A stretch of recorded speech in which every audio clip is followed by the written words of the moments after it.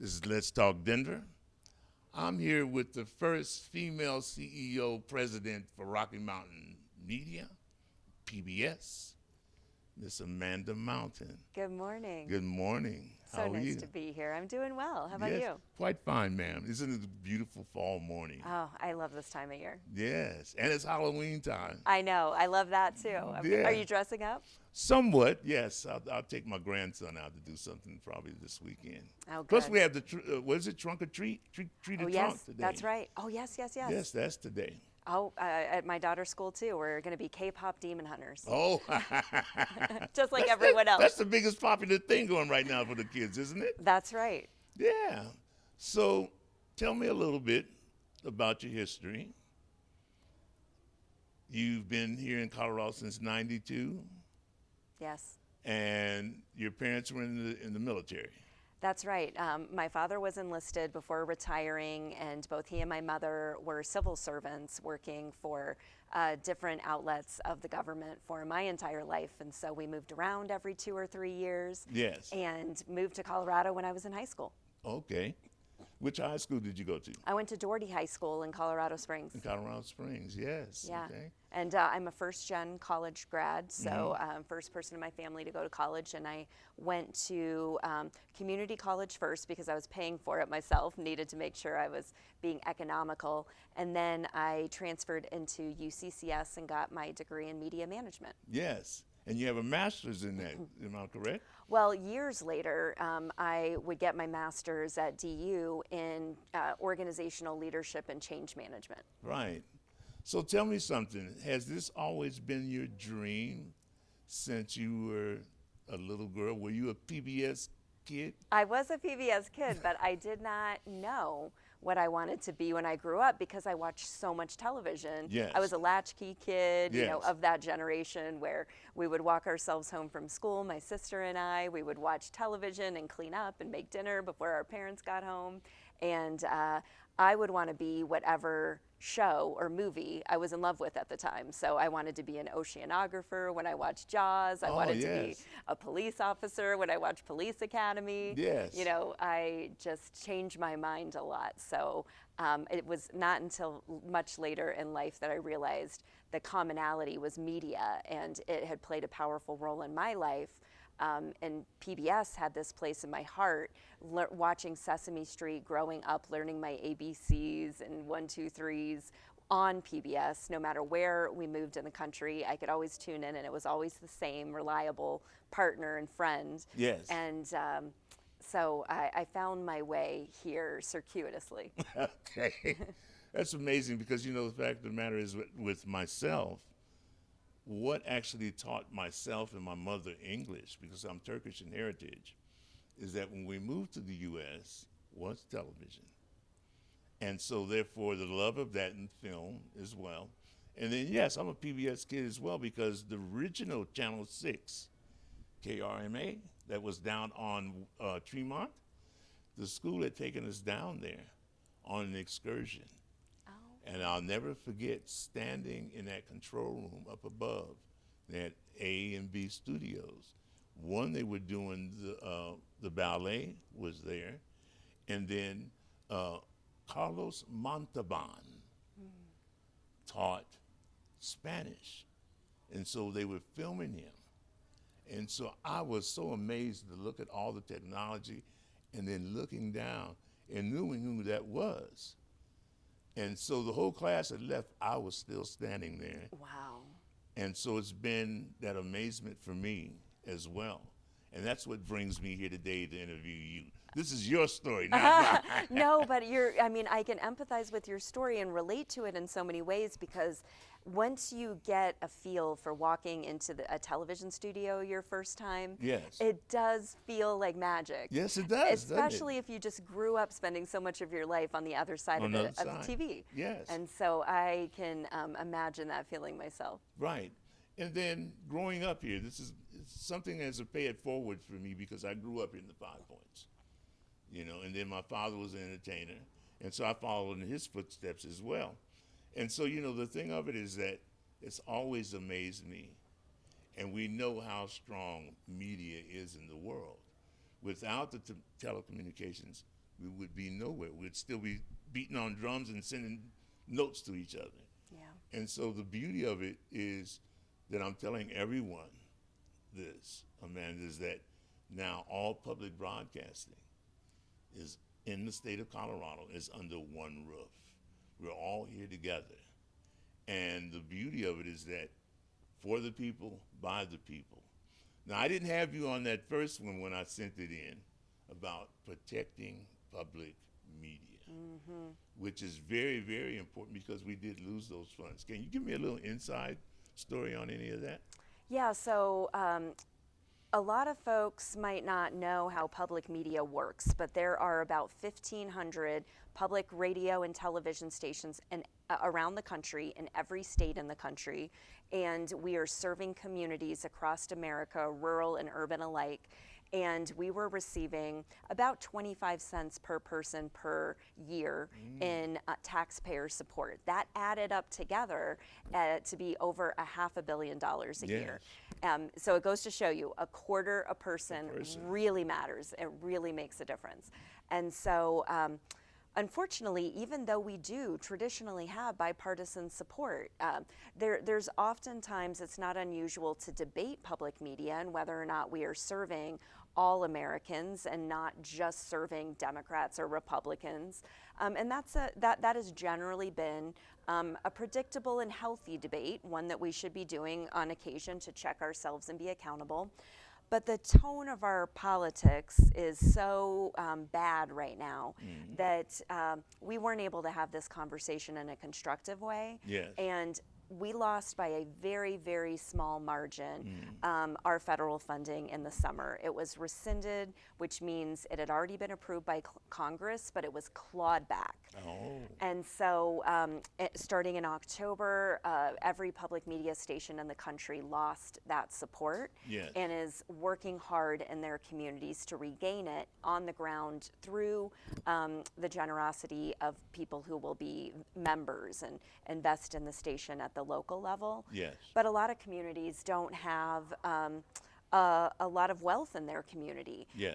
And that's why it's so important to be everywhere, to provide service irrespective of access to tremendous wealth and resource. Yes. And so that is the challenge and the opportunity right now, is how do we move forward and protect the most vulnerable people, communities, and public media organizations so they don't lose the life-saving critical resources that they need, whether it is food benefits that we're seeing lost right now or access to trusted and reliable information that they get from public media. It is the most vulnerable amongst us that are truly have the most to lose right now. Yes, and what I was told, and I kind of researched a little bit of it, they've been after it since the birth in '67. They started attacking exactly that, and I think that was the same time that NPR was brought in, wasn't it? So the 1967 Public Broadcasting Act established this federal funding for public television at first because public radio didn't exist yet. Yes. And so it was added, I think it was several years later. And I don't know that it's always been under attack as much as I think it has been a typical conversation and constructive discourse around should taxpayer funding go to support a public media. Yes. That should be actually how we spend our taxpayer dollars, how they're invested to give us what we need as taxpayers, should always be up for periodic debate. Yes. And so I wouldn't call that negative or paint it in that light.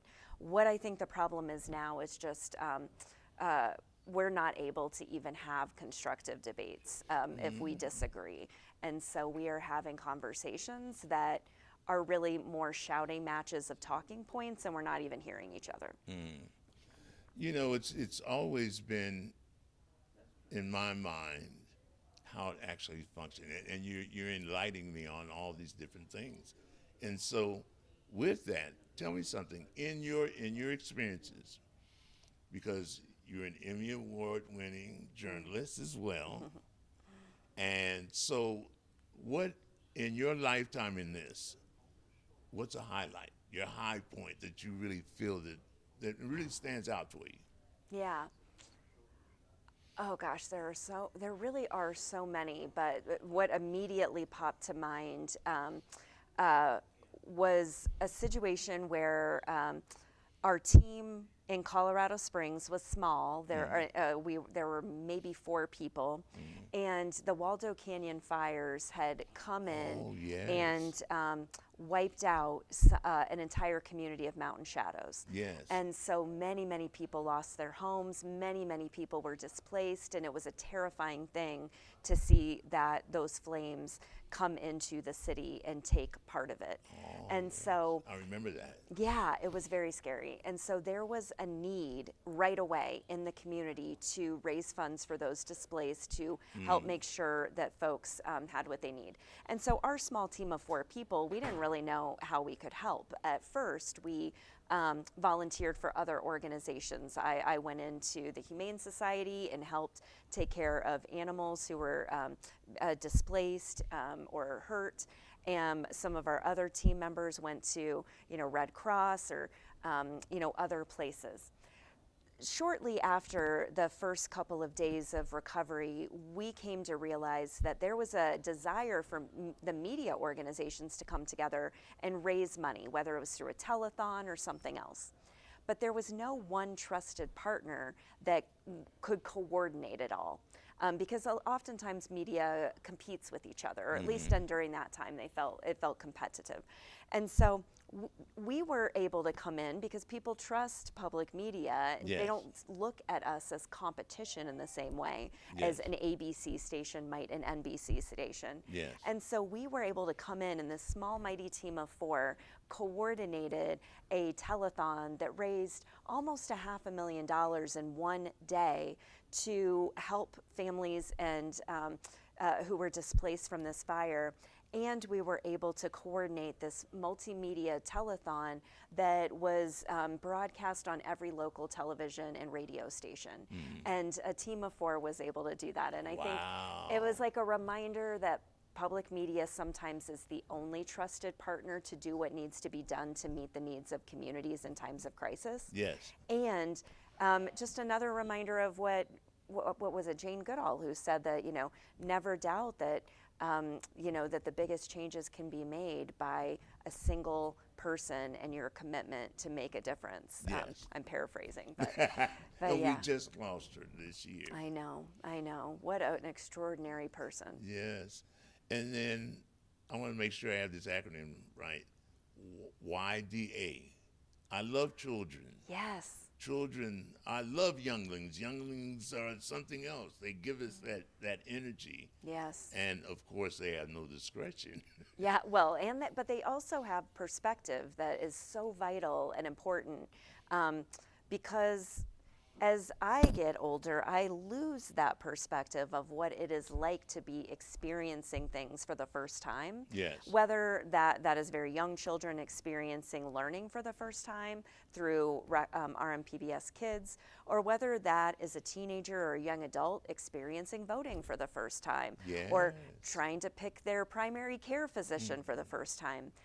That perspective of how difficult or easy or confusing those things might be is absolutely critical to all of us as we're working to make the world a better place, support our communities in better ways. So with that, with you, who is 9 years old now, is she that inquisitive with you? Does she come at you and say like, "Mommy, how did this so and so forth," and blah blah blah blah blah? Is she that type of person? Well, she tells me how it is. Oh, so no, okay. Inquisitive, not as much as she's telling me how it works. Right. Yeah, she's very smart. And isn't that amazing how all of a sudden they just come and give you these types of things, and I know. and you look at, this is my little person. It's really fascinating. Although the funny thing about being a parent is I had some preconceived notion that she was mine, and she is very much her own person from the start. And it's been an amazing gift to be in her life and to watch her grow into who she wants to be. So with that, does she have any idea? Is she displaying that to you at this time? Yeah, she changes her mind based on what she's interested in, but she was interested in being a sewer for a period of time because she's really good with her hands. She's taking an improv class, so she's curious about, and we've exposed her to theater, so she's interested maybe in that. Oh, okay. So a little bit like my journey, she is changing her mind along the way based on what she's interested in, which is how I think it should be. Yes. Now, talking about journeys, where do you see us in 5 years? Oof. I honestly wish I knew. I really wish I knew. I have never lived through anything like what we're in the midst of right now. Yes. And I would be lying if I said I knew what things were going to look like in 5 years because there's just so much uncertainty. Yes. What I can tell you is available to us all is a future where we are able to have as much agency as we are promised by our democracy and our Yes. country, that we are able to take care of each other and lean into what we've always known. There is no person on high that's going to come in and save us or that cares about us as much as we care about each other. Yes, And very so much we so. have to Yes. keep our hearts open, keep our minds open, keep reaching out to each other. Do not let us be strategically divided by technology, by politicians. These are oftentimes lies, Yes. and that's why it is so important that we see each other and appreciate each other and really come together in ways that we might not have put the effort into or realized that we needed to in the past. Yes. But now, you know, it's in our hands. And It's time to lock arms and arms. that's right. That's right. The I mean, stronger, that's the better. yes, that's what made America, That's right. That's right. you know. And so, one other thing, it's the 40th anniversary for KUVO. It is. And with me, there's another part of that radio as well. This was during TDY in the military. Yeah. I became intern for Carlos Lando at the old KDKO. It was right when he came into the country, into the city. And also, it was Dr. Daddio of KDKO. Yep. Jimmy used to go all around town. He had a pink Cadillac, big one, and he used to hand out candy to kids and everything else. So I was over it's middle school now, but it was junior high school, of course, when I was in school. And so we had talent shows. So one of the personalities came down to be our host and judge. And so he kind of liked what I was doing. So they invited me out to the studio. And I was amazed again, right? And so they liked what I did. That was my very first jingle at 14 years old. Wow. For the radio. Wow. And so everything kind of That's came amazing. together right then, you know. And radio is so intimate. Like the relationship with listeners is so close because Yes. there's just something about hearing someone's voice in your ear and connecting with people in that way that just feels really intimate. And so to have those relationships with audiences over as many years as you and Carlos and Arturo and so yes. many have Tree had. and all- Tree, I yes. know. It's such a gift. It's so amazing to be a part of it. You did some radio too, didn't you? I don't do what they do, but Right. I have learned a lot working with Carlos, working alongside him, and understanding, getting to know KUVO listeners and launching the drop. So it's been just such an exciting part of what public media does, building something that Flo Hernandez Ramos started 40 years Yes. ago with 3 other Latinas, thinking they were going to start a Spanish language radio station.